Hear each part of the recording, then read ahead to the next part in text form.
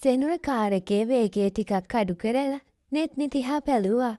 නෙත්නි හිටියේ සීට් එකට හේතු වෙලා ඇස් දෙක පියාගෙන.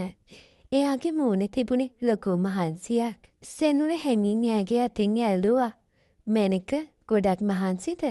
තව පැය දෙකක් විතර යයි නුවර එළියට යන්න. පොඩ්ඩක් නිදා ගන්නකෝ." නෙත්නි ඇස් දෙක ඇරලා සෙනුර දිහා බැලුවේ හරිම අසරණ විදිහට. "සෙනුර, මට හරිම අමාරුයි. බඩු කොර කරනවා වගේ දැනෙනවා. මම හිතන්නේ මගේ පීරියඩ්ස් ඇතුණා." ඒ වචන ටික කිව්වම නෙත්නිගේ ඇස් දෙකට කඳුළු පිරුණා. ඇත්තට මේක එයාලගේ හනිමූන් එකේ පළවෙනි දවස. මාස ගාණක් තිස්සේ හීන මවපු දවස. සෙනුර කාර් එක පාරායිනේ නැවැත්තුවා. එයා නෙත්නිගේ මූණ දෙයතින්ම අල්ලගත්තා. "අයියෝ ඉතින් ඒකට මොකද නෙත්නි? ඒක සාමාන්‍ය දෙයක්නේ. ඔය අයි මේ අඬන්නේ?" නෙත්නි ඉකි ගහන්න ගත්තා. "නෑ සෙනුර, මම කොච්චර හීන දැක්කද අද දවස ගැන. අපි දෙන්නගේ මුළු ජීවිතේම අලුත් පිටුවක් පෙරලෙන දවසනේ අද. ඒත් බලන්නකො මට වුණ දේ. ඔයාගේ බලාපොරොත්තු ඔක්කොම මම නිසා නැති වුණා." සෙනුර හිනා වෙලා නෙත්නිගේ නාලට හාද්දක් දුන්නා. "පිස්සු කෙල්ලෙක්. මම ඔයාට ආදරේ කළේ ඔය දේවල් බලාගෙන විතරක් නෙවෙයි. මට ඕනේ ඔයා සතුටින් ඉන්නම් බලන්න. ඔයාට අමාරු නම් අපි දැම්ම කොහේ හරි නවතිමු. නුවර එළියටම යන්න ඕනේ නෑ." "නෑ සෙනුර, අපි යමු. බුක් කරපු හෝටලෙටම යමු. මට ටිකක් ඉවසන්න පුළුවන්." නෙත්නි එහෙම කිව්වත් එයාගේ මූණේ තිබුණේ ලොකු වේදනාවක්. සෙනුර කාර් එක ආයෙ පණ ගන්නලා ළඟම තිබුණු ෆාමසියක් ගාව නැවැත්තුවා. "ඔයා මෙතනට වෙලා ඉන්න. මම දැන් එන්නම්." විනාඩි 10කට පස්සේ සෙනුර ආවේ පැඩ්ස් පැකට් එකකුයි පේන් කිලර්ස් වගේකුයි උණු වතුර බෝතලයකුයි අරගෙන. "මේවා තියාගන්න. හෝටලේට ගිය ගම අපි බෙහෙත් බොමු. දැන් ටිකක් සැහැල්ලුවෙන් ඉන්නකො මගේ පණ." නුවර එළියට යද්දි රෑ 8 විතර වුණා. සීතල හුලඟ ජනේල අතරින් කාර් එක ඇතුළට එනවා. හෝටලේට ගිහින් චෙක් ඉන් වුණාට පස්සේ සෙනුර නෙත්නිව වඩාගෙනම වගේ රූම් එකට එක්කන් ගියා. රූම් එක හරිම ලස්සනට මල් වලින් සල්සලා තිබුණා. නෙත්නි ඒ දේවල් දැකලා තවත් දුක් වුණා. "සෙනුර, බලන්නකො මේවා. මට ඇත්තටම දුකයි." සෙනුර නෙත්නිව ඇඳෙන් ඉඳවලා එයාගේ සපත්තු දෙක ගැලෙව්වා. "නෙත්නි, මට කියන්න, ඔයා මාව කසාද පැන්දෙයි?" නෙත්නි පුදුම වෙලා සෙනුර දිහා බැලුවා. "නෑ සෙනුර, මොන පිස්සුද? මම ඔයාට ආදරේ නිසා." "අන්න ඒකයි ආදරේ කියන්නේ. එකිනෙකාගේ අමාරුකම් තේරුම් ගන්න එක. අද ඔයා ඉන්නේ වේදනාවේ. ඒ වෙලාවේ මම ඔයාගේ ළඟින් ඉන්න එක තමයි මගේ වගකීම. මට මේ මාස ඇසිලි වලට වඩා ඔයාගේ සුවපහසුව වටිනවා. දැන් ගිහින් ඇඟපත හොදගෙන එන්න. මම ඔයාට රෑ කෑම රූම් එකටම ඕඩර් කරන්නම්." නෙත්නි වොෂ්රූම් එකට ගිහින් එද්දි සෙනුර ඇඳ උඩ රෙදි ටික පිළිවෙලට තියලා තිබුණා. නෙත්නිට දැනුනේ ලොකු සහනයක්. එයා ඇඳට වෙලා ඉද්දි සෙනුර උණු වතුර බෝතලේ නෙත්නිගේ බඩ උඩින් තිබ්බා. "දැන් පොඩ්ඩක් සනීපද?" සෙනුර ඇහුවේ නෙත්නිගේ ඔළුව අත ගන්න ගමන්. ගොඩක් සනීපයි සෙනුර. ඔයා හරිම වෙනස්. මම හිතුවේ ඔයා මගේ ගැන කලකිරෙයි කියලා." සෙනුර හයියෙන් හිනා වුණා. "කලකිරෙන්න? පිස්සුද මැනික? මම දන්නවා පීරියඩ්ස් කාලෙට ඔයාලට කොච්චර අමාරුද කියලා. අපේ අක්කා විඳින දුක මම දැකලා තියෙනවා. ඒ නිසා මම අද රෑට ඔයාගේ නර්ස් විදියට ඉන්නම්.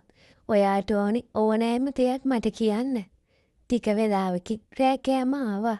සෙනුර නෙත්නිට එයාගේ අතින්ම කෑම ගැව්වා. "සෙනුර, දැන් ඇති. ඔයා කන්නකෝ." නෙත්නි කිව්වා. "නෑ, තව චුට්ටක් කන්න. බෙහෙත් බොන්න ඕනේනේ." කෑම කාලේ ඉවර වුණාට පස්සේ දෙන්නම ඇඳට වෙලා කතා කර කර හිටියා. සීතල වැඩි නිසා සෙනුර නෙත්නිව තුල්ලු කරගත්තා. "අපි අපේ අනාගතය ගැන හිතමු නෙත්නි. අපිට මුළු ජීවිත කාලෙම තියෙනවා හනිමූන් යන්න. මේ දවස් ටික අපි සතුටින් කතා කරගෙන ඉමු. මට ඔයා ගැන තව ගොඩාක් දේවල් දැනගන්න ඕනේ." "මට මතකයි සෙනුර, අපි මුලින්ම හම්බ වුණු දවස. එදත් ඇස්ත දවසක්." නෙත්නි හිනා වෙලා කිව්වා. "ඔව්, එදා ඔයා නිල් පාට ගවුමක් ඇඳලා හිටියේ. මම එදාමයි තීරණය කළේ මගේ පිරිඳ වෙන්න ඕනි ඔයා කියලා. සෙනුර එයාගේ මතකයන් අවදි කළා. පැය ගාණක් එයාලා පරණ දේවල් කතා කළා. පාසල් කාලේ විස්තර, කැම්පස් එකේ තිබුණ දේවල්, දෙන්න හොරෙන් හම්බ වුණු හැටි, මේ හැම දෙයක්ම කතා කරද්දි නෙත්මිට එයාගේ වේදනාව අමතක වෙලා ගියා. පහුවදා උදේ නෙත්නී හැරෙද්දි සෙනුර කාමරේ හිටියේ නෑ. එයා බය වෙලා වටපිට බැලුවා. විනාඩි 5කින් විතර සෙනුර කාමරේට ආවේ. ලොකු කෝපි කෝප්ප දෙකකුයි රතු රෝස මලකුයි අරගෙන. "Good morning මගේ ලස්සන පිරිඳට. අද කොහමද බඩේ කැක්කුම අඩුද?" නෙත්මි hina වෙලා සෙනුර පතා ගත්තා. "අද ගොඩාක් සනීපයි සෙනුර. ඔයා ළඟ ඉන්නකොට මට කිසිම අමාරුවක් නෑ." සෙනුර කෝපි එක නෙත්මිට දීලා කිව්වා. "අද අපි කොහෙවත් යන්නේ නෑ. රූම් එකට වෙලා ෆිල්ම් එකක් බලමු. නැත්නම් ඔයාට ඕනේ නම් විතරක් අපි හොටෙල් එකේ වත්තට ගිහින් ටිකක් ඇවිදිමු. ඔයාට මහන්සි වෙන්න දෙන්න මම කැමති නෑ." සෙනුර "මට ඇත්තටම පුදුමයි.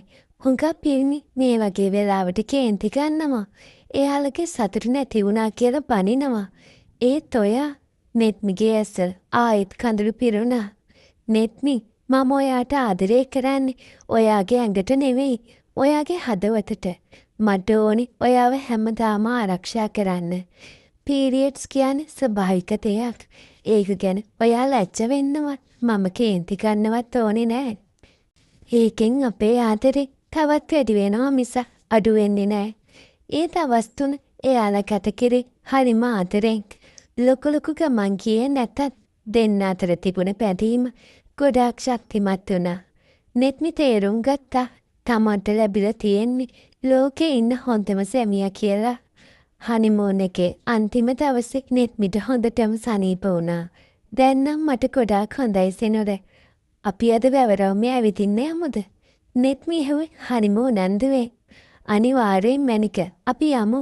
හැබැයි මම කියන විදිහට අද ඔයා ලස්සනට ඇඳ ගන්න ඕනේ." සෙනුර කිව්වා. දෙන්න නුවරඑළියේ සීතල හුළඟේ අත් අල්ලගෙන ඇවිදින්න ගියා. මිනිස්සු එයාලා දිහා බලලා hina වුණා. ඒ දෙන්න අතර තිබුණේ අමුතුම ආලෝකයක්. නෙත්මි සෙනුරගේ උරහිසට ඔළුව තියාගෙන කිව්වා. "සෙනුර, මේ පීරියඩ්ස් නිසා අපේ හනිමූන් එක නාස්ති වුණා කියලා මම හිතන්නේ නෑ. ඇත්තටම මේක තමයි මගේ ජීවිතේ සුන්දරම හනිමූන් එක. මොකද මම අඳුරගත්තා මගේ සැමියා මොන වගේ කෙනෙක්ද කියලා." සෙනුර නෙත්මිගේ අත තද කරලා අල්ලගත්තා. "මමත් එහෙමයි නෙත්මි. මම දැනගත්තා මට ඔයා වෙනුවෙන් ඕනම කැපකිරීමක් කරන්න පුළුවන් කියලා. ආදරේ කියන්නේ එකිනෙකාට කරු කරන එක, එකිනෙකා වෙනුවෙන් ඉවසන එක කියලා අපි අද ඔප්පු කළා." ගෙදර එන ගමන පුරාම නෙත්මි හිටියේ හරිම සතුටින්. එයාට දැන් කිසිම බයක් නෑ. තමන්ගේ ජීවිතේ ඕනෑම අමාරු අවස්ථාවක සෙනුර තමන්ගේ ළඟ ඉන්නවා කියලා එයාට විශ්වාසයි. හනිමූන් එක කියන්නේ රතිකෙලියක්ම නෙවෙයි. ඒක ආත්ම දෙකක එකතුවක් කියලා ඒ දෙන්න ලෝකෙටම පෙන්නුවා. පීරියඩ්ස් දවසේ ඒ හනිමූන් එක එයාලගේ ජීවිතේ කවදාවත් අමතක නොවන සුන්දර මතකයක් වුණා. ගෙදරට ආවට පස්සේ සෙනුරගේ අම්මා ඇහුවා, "කොහොමද පුතේ හනිමූන් එක? සතුටින් හිටියද?" කියලා. සෙනුර නෙත්මි දිහා බලලා hina වුණා. "අම්මේ, ඒක තමයි මගේ ජීවිතේ ලස්සනම දවස් ටික. මා මගේ පණ වගේ ආදරේ කරන කෙනාව නියම විදියට අඳුරගත්තේ ඒ දවස් ටිකේ." නෙත්මි සෙනුරගේ මූණ දිහා බලාගෙන හිටියේ ගෞරවයෙන් සහ ආදරයෙන් පිරුණු තෑසින්. ඇත්තටම ආදරේ කියන්නේ ඒ වගේ උතුම් දෙයක්. තේරුම් ගැනීම සහ කැපකිරීම මත ගොඩනැගෙන ආදරේ කවදාවත් පර වෙන්නේ නෑ. හිමකඳු පාමුල ගෙවුණු ඒ සීතල දවස් ටික එයාලගේ ආදරේ උණුසුමින් පිරී ඉතිරී ගියා.